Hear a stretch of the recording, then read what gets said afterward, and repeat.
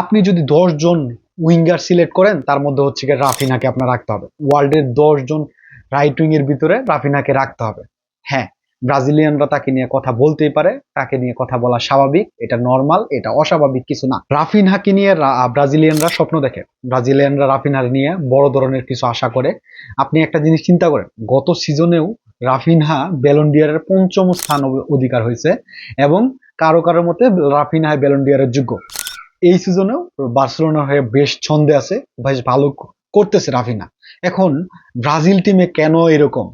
Brazil টিমে কি আসলেই রাফিনহারই দোষ, না অন্য কোনো সমস্যা, নাকি হতে পারে একটা কোচের ট্যাকটিস, বা কোচের ট্যাকটিসের সাথে রাফিনহার মিল খাইতেছে না, এরকম কিছু হইতে পারে? হ্যাঁ, হওয়াটা স্বাভাবিক, অস্বাভাবিক কিছু না। বার্সেলোনায় রাফিনহা ভালো করে, কিন্তু ব্রাজিলে তেমনটা পারফরমেন্স করতে পারে না। এর পেছনে কারণ আছে, এর পেছনে যৌক্তিক কারণ আছে। বার্সেলোনায় রাফিনহাকে যে পজিশনে খেলানো হয় বা কোচের ট্যাকটিস যেরকম থাকে, ব্রাজিলের হয়ে সেরকম কোনো ট্যাকটিস থাকে না। ব্রাজিলের কার্লো আনচেলত্তি যে পজিশনে রাফিনাকে খেলানোর চেষ্টা করে, ওইখান থেকে আসার অনুরূপ ফল আসতেছে না। হতে পারে কোচের ট্যাকটিসের সাথে রাফিনহার মিলতেছে না, এরকম কোনো সমস্যা হইতে পারে।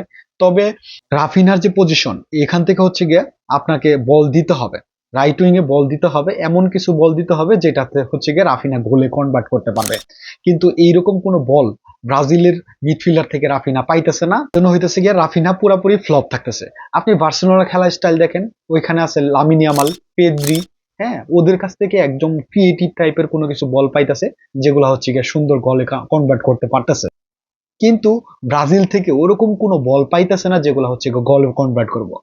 আর আপনি যদি মরক্কোর বিপক্ষে চিন্তা করেন, তাহলে মরক্কোর বিপক্ষে আপনি একটু ভিতর থেকে চিন্তা করতে হবে।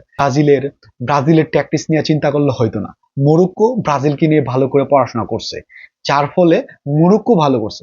কালকের ম্যাচে মরক্কোর যে খেলার প্র্যাকটিস ছিল, মরক্কোর যে মিডফিল্ড ছিল, সাজানো গুছানো মিডফিল্ড ছিল, বল হারানোর সাথে সাথে বলের পিছনে দৌড়তে না, প্রেস করছে না, যার ফলে একটু গুছাইয়া তারপরে প্রেস করার চেষ্টা করছে, আর ব্রাজিল বারবারই ব্যর্থ হচ্ছে।